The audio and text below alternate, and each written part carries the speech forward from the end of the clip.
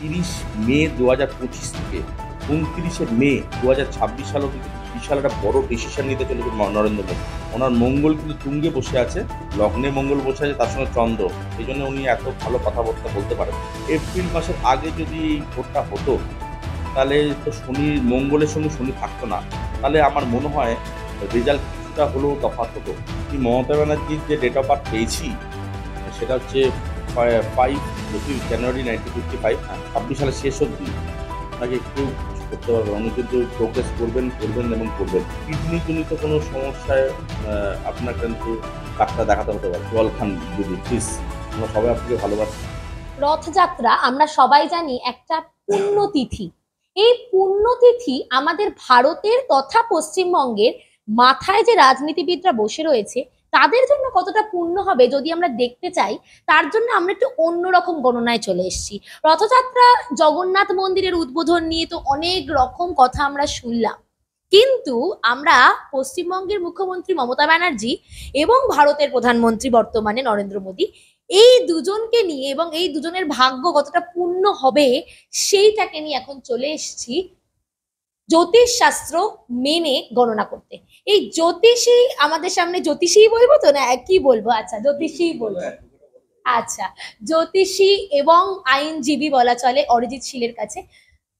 তার কাছে আমরা জেনে নেব যে নরেন্দ্র মোদী রথযাত্রার পর নরেন্দ্র মোদীর ভাগ্য কতটা ফিরতে পারে। তার কারণ এখন আমরা দেখতে পাচ্ছি ব্যাক টু ব্যাক সংসদে দাঁড়িয়ে কিন্তু নরেন্দ্র মোদীর বিরুদ্ধে ভীষণ পরিমাণে বিরোধী মন্তব্য আসছে।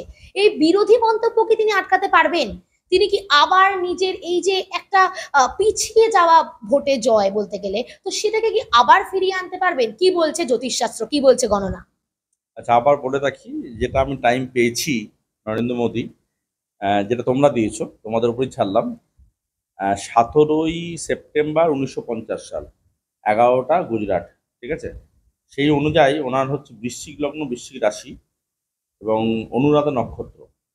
ওনার মঙ্গল কিন্তু তুঙ্গে বসে আছে, লগ্নে মঙ্গল বসে আছে, তার সঙ্গে চন্দ্র। সেই জন্য উনি এত ভালো কথাবার্তা বলতে পারেন, মাথাও ঠান্ডা রাখতে পারেন। ওনার বৃহস্পতি 4th হাউসে বসে আছে, তুঙ্গে বৃহস্পতি। ওনার যেটা খারাপ সেটা হচ্ছে রাহুটা খারাপ, শনিটা খারাপ। এবং আমি একটা অন্য ব্যাপারে একটু প্রসঙ্গ আসবো, একটু ভোটের প্রসঙ্গ একটু তুলি, তারপর আমি রথের প্রসঙ্গ তুলবো। ওনার যেটা এখন যাচ্ছে সময়, সেটা হচ্ছে মঙ্গলের দশা, শনির অন্তর্দশা। এটা আমার ব্যক্তিগতভাবে ধারণা, এটা যদি ওনার ছক হয়, আবার বলছি, আমি জাস্ট যা টাইম পেয়েছি বা যা ডেট অফ বার্থ পেয়েছি সেই অনুযায়ী আমি প্রেডিকশন করছি। ওনার যদি এপ্রিল মাসের আগে যদি এই ভোটটা হতো, তাহলে তো মঙ্গলের সঙ্গে শনি থাকতো না, তাহলে আমার মনে হয় রেজাল্ট কিছুটা হলেও তফাৎ হতো। ওনার মঙ্গলের সঙ্গে শনি এসছে 20/4/2024, থাকবে 30/5/2025 সাল অব্দি। এই সময়টা কিন্তু মঙ্গলকে কিন্তু শনি গ্রাস করছে।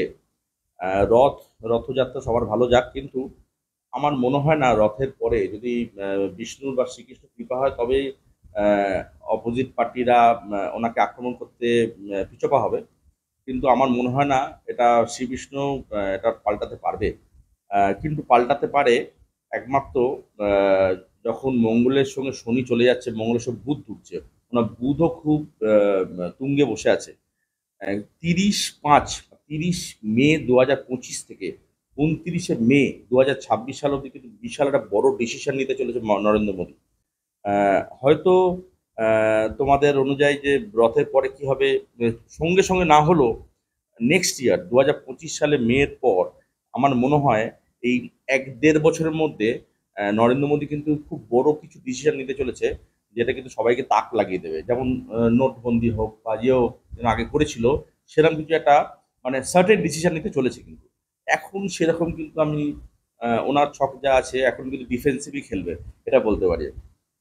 এটা কিন্তু একটা ভীষণ বড় প্রেডিকশন যে 2025 থেকে কিন্তু নরেন্দ্র মোদী বা তারপরে নরেন্দ্র মোদী কিন্তু একটা বিশাল বড় আবার ডিসিশন নিতে চলেছেন, যেটা কিন্তু তাক লাগিয়ে দিতে পারে। আবারও বলছি, তাক লাগিয়ে দেওয়ার মতো আরো একজনের নাম নিচ্ছি, সেটা হচ্ছে মমতা ব্যানার্জি, যার ভোট 2026 বিধানসভা ভোট খুব সামনে, পশ্চিমবঙ্গের ভোট। এবং সেই ভোটে এই যে ব্যাক টু ব্যাক মমতা ব্যানার্জির কিছু সিদ্ধান্ত, সেগুলো কতটা প্রভাব ফেলবে? আপনারাও দেখছেন, আপনারাও বলছেন।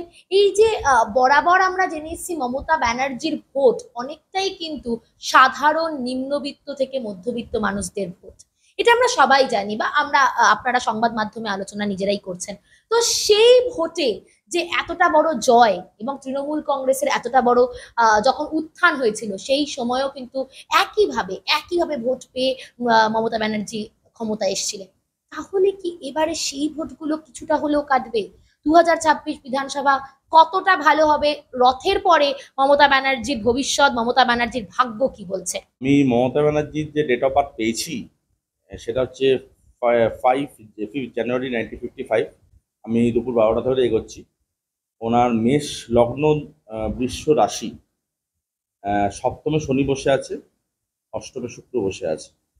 এখন যেটা ওনার সময় যাচ্ছে, ওনার দশা অন্তর্দশা থেকে শনির অন্তর্দশা, বৃহস্পতির প্রত্যন্তদশা। ওনার কিন্তু 3 ফেব্রুয়ারি 2024 সাল থেকে ওনার কিন্তু রিবাউন্ড করতে শুরু করেছে। বৃহস্পতি ওনার 4th হাউসে বসে আছে, তুঙ্গে বসে আছে। মানে এরকম ছক বৃহস্পতি অনেক কম আমি দেখেছি। 4th হাউসে বৃহস্পতি বসে আছে এবং ওনার 2026 সাল অবধি, 26 কেন, হ্যাঁ 26 সালের শেষ অবধি ওনাকে কেউ কিচ্ছু করতে পারবে না। উনি কিন্তু প্রোগ্রেস করবেন করবেন এবং করবেন। কিন্তু এর মধ্যে একটা কিন্তু যোগ করছি, 2026 সালের শেষের দিকে উম, একটু যখন বৃহস্পতি চলে যাচ্ছে, তখন কিন্তু ওনার একটা একটু সামান্য অসুবিধা হলেও হতে পারে। কেতু ঢুকছে কিন্তু, ঠিক আছে, মানে শনির সঙ্গে কেতু ঢুকছে, তখন কিন্তু ওনার কিছু শরীর খারাপ বা কিছু স্বাস্থ্যহানির যোগ দেখতে পাচ্ছি। আমি ঠাকুরের কাছে প্রার্থনা করবো ওনার যেন স্বাস্থ্য ঠিক থাকুক। কিন্তু এখন অন্তত 2-3 বছর উনি কিন্তু প্রোগ্রেস করবেই করবে এবং করবেই, কিচ্ছু করার নেই। আমি ওনাকে একটা বলতে পারি, যেহেতু শুক্র ওনার অষ্টমে চলে গেছে। দিদি আমরা খুব ভালোবাসি আপনাকে, আপনি বেশি করে জল খান। আপনার কিন্তু কিডনি জনিত কোনো সমস্যায় আপনার কিন্তু ডাক্তার দেখাতে হতে পারে। আমি ঠাকুরের কাছে চাইবো উনি ভালো থাকুন, সুস্থ থাকুন। জল খান দিদি প্লিজ, আমরা সবাই আপনাকে ভালোবাসি। আহ, এবং মনে হয় উনি, এটা যদি ছক হয়, শরীর একটু হানির যোগ দেখতে পাচ্ছে। দিদি জল খান, বারবার এই কথাটা বলছেন, দিদি জল খান।